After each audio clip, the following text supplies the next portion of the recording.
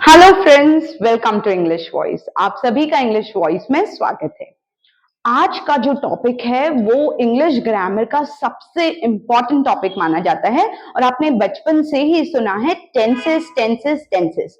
इन tenses ने आपको दे रखी है टेंशन, पर आज का एक ये वीडियो आपकी इस सारी टेंशन को क्लियर कर देगा, क्योंकि आज मैं आपको समझाने वाली हूं ये टेंसेस होते क्या हैं, एक्टिव पैसिव आखिर में है क्या। अब आपने हमेशा सुना है एक्टिव वॉइस पैसिव वॉइस, लेकिन हम स्कूल में क्या करते थे, इनको ऐसे पढ़ते थे कि भाई ये 4 मार्क्स का आ रहा है तो पढ़ लेते हैं, ये 5 मार्क्स का आ रहा है तो इसको छोड़ देते हैं, ये 2 मार्क्स का ही है तो काम चल जाएगा। लेकिन इसका हमको हर्जाना ये भरना पड़ता है कि हम जब इंग्लिश बोलते हैं हमको समझ में नहीं आता कि ये सेंटेंसेस या ये टॉपिक्स कहाँ यूज करें। काश की टीचर हमको ये बताते कि ये दोनों ही टॉपिक एक्टिव और पैसिव कितने इंपॉर्टेंट है। कोई बात नहीं, पहले नहीं सीखा तो अब सीख लेते हैं। सीखने की कोई उम्र नहीं होती, जब ठान लिया कि चीजें सीखनी है बस तब से लग जाइए।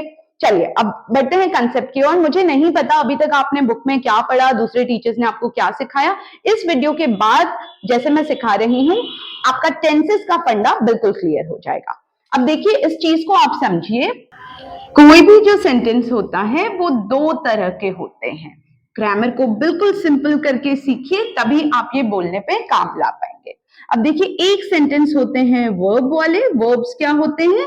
क्रियाएं। ये आपने हमेशा समझा होगा। वर्ब यानी कि किसी सेंटेंस में जिसमें क्रिया का जिक्र हो रहा है। क्रिया क्या होती है? खेलना, कूदना, उठना, बैठना, सोचना। कोई भी हिंदी का वर्ड जिसमें आप कुछ काम करते हैं उसको हम क्रिया बोलते हैं, सिंपल। और एक होते हैं नो वर्ब। नो वर्ब क्या होते हैं?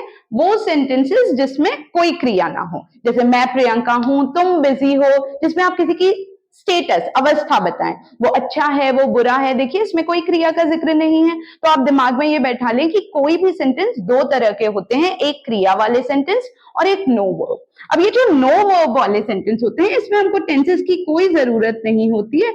इसमें सिंपल सा फंडा रहता है बोलने के लिए हम इज़-एम-आर बोलते हैं, था बोलने के लिए हम वाज वर बोल देते हैं और होगा बोलने के लिए हम विल बी बोल देते हैं। तो देखिए लाइफ बड़ी इजी है जब तक सेंटेंस में कोई क्रिया नहीं है। अगर आपको बोलना है मैं प्रियंका हूं तो मैं बोलूंगी आई एम प्रियंका। अगर मुझे बोलना है मैं बिजी थी, मैं बोलूंगी आई वॉज बिजी। अगर मुझे बोलना है मैं बिजी होंगी तो मैं बोल दूंगी आई विल बी बिजी। तो आपको क्या ध्यान रखना है, अगर सेंटेंस में कोई क्रिया नहीं है तो फंडा बिल्कुल सिंपल है।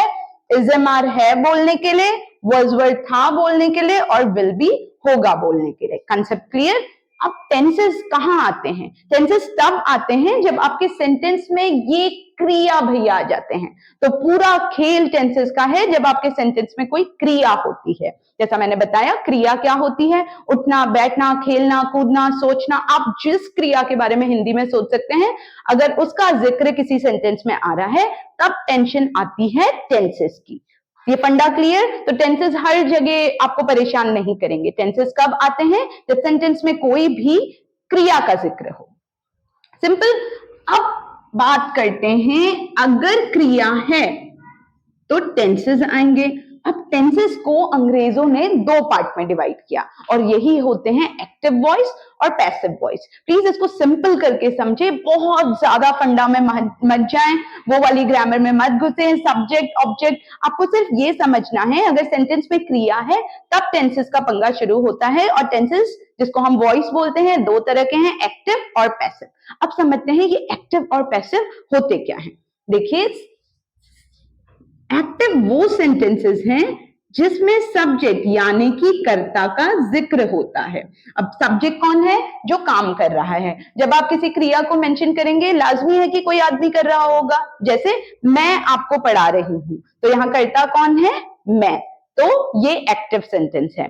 जब आप बोलते हैं रवि ने तुम्हारी मदद की, यहां कर्ता कौन है? रवि, है ना। तो जितने भी टेंसेस हैं जहां आप सब्जेक्ट यानी कि कर्ता का जिक्र कर रहे हैं वो सब बनते हैं एक्टिव वॉइस में। अब पैसिव की क्या जरूरत? अब देखिए क्योंकि आपने, मैंने जैसा बताया स्कूल में टीचर्स या बहुत बार स्टूडेंट्स पैसिव को बड़ा लाइट लेते हैं। ये पैसिव बेचारा बड़ा अवॉइडेड टॉपिक रहता है ग्रामर का। बाद में आदमी को लगता है यार पैसिव की हमको जरूरत पड़ सकती है। ये बात समझिए, पैसिव सिर्फ चीजों को घुमा के बोलने का तरीका नहीं है, बहुत लोगों को लगता है कि मैम लास्ट में बाई लगा के अगर हम सब्जेक्ट लगा देंगे तो वो पैसिव होता है। नहीं, अगर सिर्फ इतना सा ही काम होता तो हम एक पूरा टॉपिक क्यों बनाते। पैसिव सेंटेंसेस तब काम आते हैं, ये हैं एक्टिव और ये हैं पैसिव, जब आप क्रिया का तो जिक्र करें लेकिन उसमें नो सब्जेक्ट या सब्जेक्ट होते हुए भी सब्जेक्ट को भाव ना दें। अब देखिए, अगर आप सिर्फ एक्टिव टेंसेस पढ़ेंगे तो आप कैसे सेंटेंस बोल पाएंगे, मैं इंग्लिश पढ़ाती हूँ। सिंपल है, क्योंकि करता है। पर मान लीजिए आपको कभी बोलना है यहां इंग्लिश पढ़ाई जाती है। अब आपने वर्ब यानी कि क्रिया का जिक्र तो किया, पर उसमें किसी कर्ता के बारे में नहीं बताया, कौन पढ़ाता है ये तो आपने बताया ही नहीं। तो ऐसे सेंटेंस बनाने के लिए हमको चाहिए होते हैं पैसिव सेंटेंसेस। या आपने जिक्र भी किया तो कर्ता को ज्यादा हाईलाइट नहीं करना चाह रहे हैं, जैसे यहाँ इंग्लिश पढ़ाई जाती है प्रियंका मैम द्वारा, या इंग्लिश पढ़ाती हैं प्रियंका मैम, यहाँ आपने इंग्लिश को ज्यादा हाईलाइट किया, ज्यादा भाव दिया, कर्ता को लास्ट में बोल दिया। तो बेसिकली एक्टिव सेंटेंसेस वो होते हैं जहां आप कर्ता या डूअर को हाईलाइट करते हैं या उसका जिक्र करते हैं। बहुत बार लाइफ में जब हम क्रिया को मेंशन करें, जरूरी नहीं कि हमको पता हो या हम चाह रहे हो बताना कि वो काम किसने किया, और ऐसे सेंटेंसेस बनते हैं पैसिव से। थोड़ा सा और क्लियर करते हैं। अब देखिए एग्जाम्पल्स के साथ, मान लीजिए मुझे बोलना है मैं एक चिट्ठी लिख रही हूं, कर्ता कौन है, मैं, तो ये एक्टिव सेंटेंस है। वहीं अगर आपको बोलना पड़ गया चिट्ठी लिखी जा रही है, आप नहीं बताना चाह रहे हैं कौन लिख रहे हैं, तो ये सेंटेंस आप कैसे बना पाएंगे, ये आप खाली एक्टिव सेंटेंस पढ़ के नहीं बना पाएंगे। ये बोलने के लिए आपको जाना पड़ेगा पैसिव में। तो आप समझे एक्टिव और पैसिव में क्या डिफरेंस है। वो लोग तुम्हें इनवाइट कर रहे हैं, यहां कर्ता कौन है, वो लोग, तो ये सेंटेंस बनेंगे एक्टिव से। वहीं अगर आपको बोलना है तुम्हें इनवाइट किया जा रहा है, अब तुम्हें सुन के ये मत सोचिएगा कि ये एक्टिव सेंटेंस है, तुम्हें इनवाइट किया जा रहा है, कौन इनवाइट कर रहा है, पता लग रहा है क्या इस सेंटेंस में, नहीं, तो फिर ये पैसिव है। तो एक्टिव टेंसेस जितने जरूरी हैं उतने ही जरूरी होते हैं पैसिव सेंटेंसेस। मैं दोबारा बता दूं, एक्टिव वो सेंटेंसेस होते हैं जिसमें क्रिया एक्टिव और पैसिव दोनों में होते हैं, लेकिन जब एक्टिव टेंसेस हम यूज करते हैं, एक्टिव वॉइस हम यूज करते हैं, उसमें हमको कर्ता का पता होता है या हम कर्ता पे ही हाईलाइट करते हैं। जबकि पैसिव वो सेंटेंसेस होते हैं जिसमें क्रिया का तो जिक्र होगा, लेकिन आप या तो सब्जेक्ट को जानते ही नहीं होंगे या आप नहीं जिक्र करना चाह रहे कि किसने काम किया है, और अगर आप जिक्र भी करते हैं तो उसको बिल्कुल भाव नहीं देते, हम लास्ट में बाय लगा के बता देते हैं। कुछ और एग्जाम्पल्स देखते हैं। पुलिस ने चोरों को पकड़ लिया, अब आप खुद सोचिए ये एक्टिव है कि पैसिव। पुलिस ने चोरों को पकड़ लिया, ऑफ कोर्स ये एक्टिव है, क्यों, क्योंकि यहां कर्ता कौन है, पुलिस। वहीं दूसरी तरफ अगर आपको बोलना है चोर पकड़े गए, अब ये नॉर्मल से हम बोलते हैं, हर बार हम नहीं बोलना चाहते यार पुलिस को चोरों ने पकड़ लिया, क्या पता पुलिस ने पकड़ा ही नहीं हो, आम जनता ने पकड़ लिया हो, आप बस ये बोलना चाहते हैं चोर पकड़े गए। अब ये सेंटेंस आप एक्टिव की मदद से नहीं बना पाएंगे, ये बनाने के लिए आपको क्या सीखना पड़ेगा, पैसिव। क्लियर हो रहा है, दोनों टेंसेस हैं, इसको हम वॉइस कहते हैं, पर ये समझ लीजिए एक्टिव और पैसिव दोनों का जो टेंशन है वो तब शुरू होती है जब सेंटेंस में कोई क्रिया आ जाती है। कुछ और एग्जांपल्स लेते हैं ताकि आज इस एक्टिव और पैसिव का फंडा बिल्कुल क्लियर हो जाए। अब देखिए, अगर कोई बोल रहा है तुमने मुझे नोट्स दिए, एक्टिव की पैसिव, तुमने मुझे नोट्स दिए, एक्टिव क्योंकि आप कर्ता को हाईलाइट कर रहे हैं, तुमने। दूसरी तरफ एक सेंटेंस है मुझे बहुत सारे नोट्स दिए गए, अब बताइए ये एक्टिव है कि पैसिव, मुझे बहुत सारे नोट्स दिए गए। बहुत सारे स्टूडेंट्स को लग जाता है कि मैम ये एक्टिव है क्योंकि मुझे आ रहा है, यहाँ क्रिया क्या थी, दिए गए, मुझे बहुत सारे नोट्स दिए गए। अब इस बात को समझिए, यहाँ आपको नोट्स दिए गए हैं लेकिन आप नोट्स देने वाले का तो जिक्र ही नहीं कर रहे, तो ये सेंटेंस बोलने के लिए आपको क्या करना पड़ेगा, पैसिव टेंसेस, पैसिव वॉइस सीखनी पड़ेगी। आप समझ रहे हैं, अगर आपने पैसिव को बिल्कुल भाव नहीं दिया है तो आप बहुत सारे सेंटेंसेस नहीं बना पाएंगे। इसलिए देखिए, लोग ऐसी इंग्लिश तो बोल पाते हैं कि मैं तैयारी कर रहा हूं, क्योंकि सब्जेक्ट मिल गया, और बचपन में हमने एक्टिव को तो खूब पढ़ा है ना, टीचर्स भी खूब पढ़ाते हैं। पर वहीं अगर आपको बोलना पड़ गया तैयारियां की जा रही हैं, अब आप ढूंढेंगे मैम इसको शुरू कहां से करें, आई नहीं है, यू नहीं है, तैयारियां की जा रही हैं, क्रिया का तो जिक्र है लेकिन इसमें हमको पता ही नहीं लग रहा कि आखिर तैयारी कर कौन रहा है। तो ऐसे सेंटेंस को बोलने के लिए हमको जरूरत पड़ती है पैसिव की। फंडा क्लियर हुआ? तो प्लीज, क्योंकि बहुत बार टीचर्स एक्टिव पैसिव को कैसे सिखाते हैं मैं आपको बताती हूँ। जैसे इस सेंटेंस को देखिए, राम ने रावण को मारा, तो राम जी ने रावण को मारा, सिंपल सेंटेंस, राम ने रावण को मारा।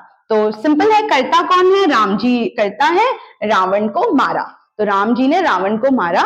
बहुत बार पैसिव का जब आप एग्जाम्पल देखेंगे बुक्स या बहुत सारे लोग जब आपको पैसिव सिखाएंगे तो वो बोल देंगे रावण राम द्वारा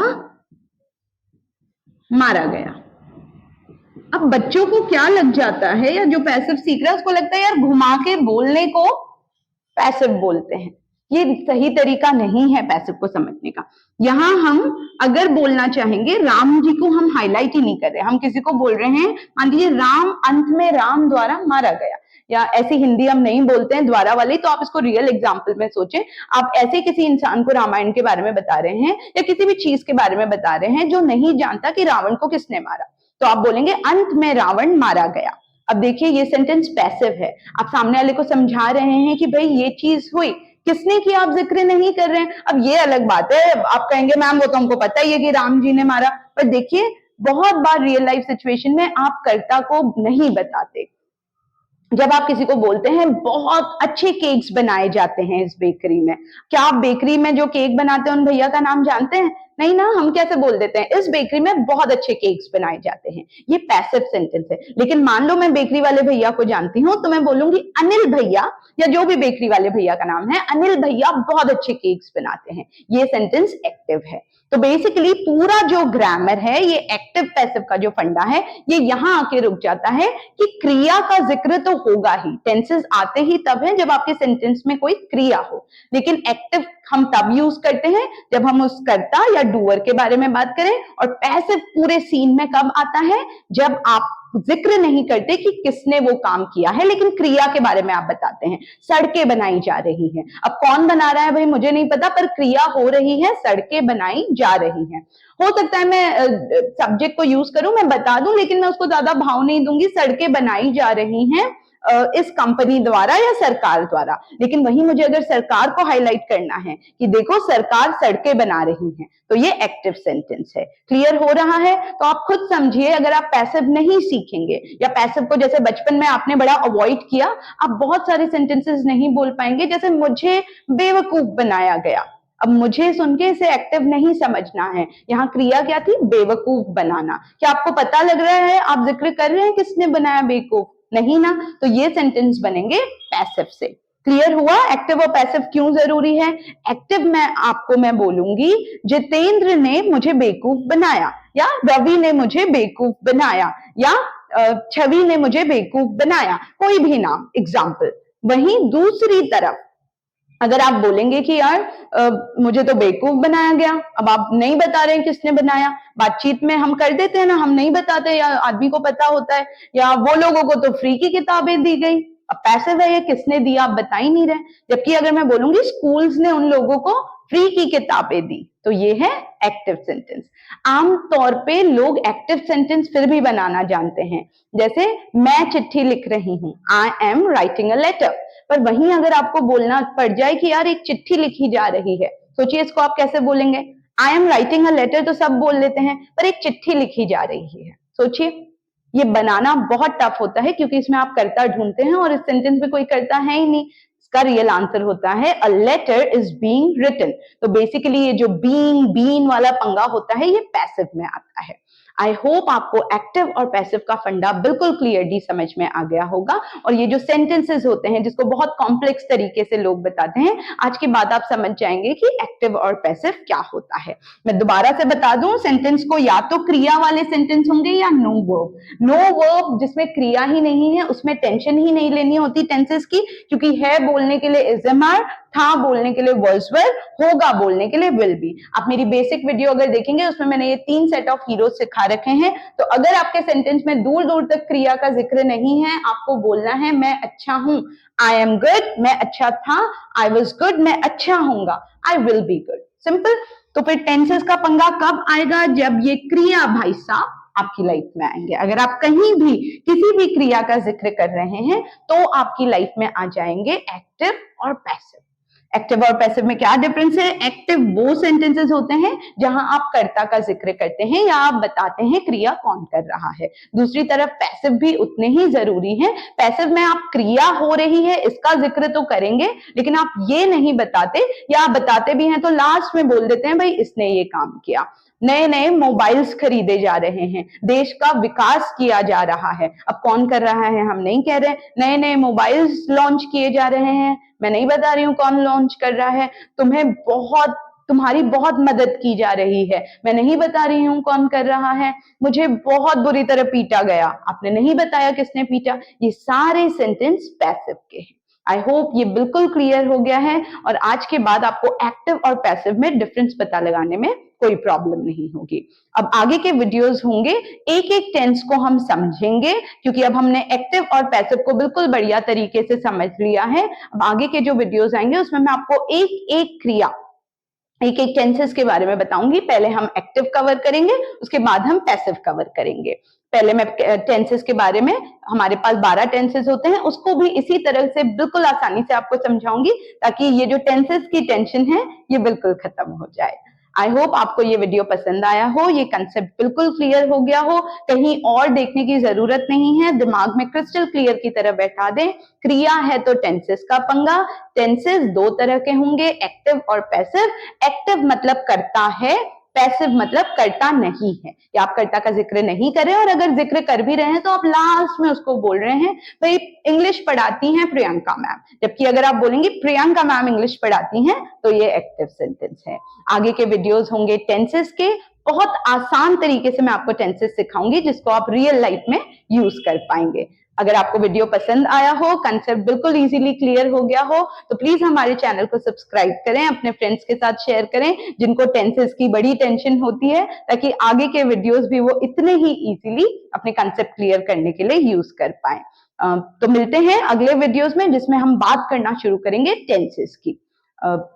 तो ये था हमारा आज का वीडियो। अगर आप हमारी ऑफलाइन क्लास ज्वाइन करना चाहें तो प्लीज चैनल में वीडियो में के एंड में मैंने डिटेल्स दे दी हैं।